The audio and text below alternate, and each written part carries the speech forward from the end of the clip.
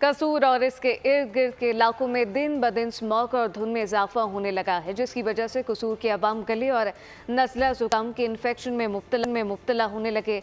Smog बढ़ने की वजह से धुंध और ठंड में भी इजाफा हो गया है। तफसीलात क्या है, आसिफ जावेद से जानते। जी आसिफ।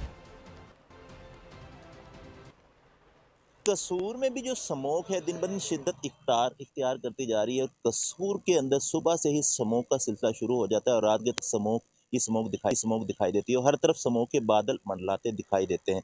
बढ़ती हुई स्मोक की वजह फ़ज़ाई आलूदगी है। फ़ज़ाई आलूदगी बढ़ने की वजह से स्मोक में भी इजाफा और स्मोक इंतहा से ज़्यादा ख़तरनाक है और लोगों को चाहिए कि स्मोक से बचने के लिए एहतियाती तदाबीर लाजमी इख्तियार करें और घरों की जो खिड़कियां उनको बंद रखना चाहिए। आंखों को बार बार पानी से धोना चाहिए और आंखों के अंदर जो जलन शुरू होती है सारी रात तक इसके परेशानी का सामना करना पड़ता है। इससे बचने के लिए आंखों को बार बार पानी से धोना चाहिए और कावे का इस्तेमाल करना चाहिए। और इसके अलावा जो गले के मराइज़ हैं वो दिन ब दिन उनमें इजाफा होता जा रहा है स्मोक की वजह से और लोग नज़ला ज़ुकाम खांसी जैसे मराइज़ में मुब्तला हो रहे हैं।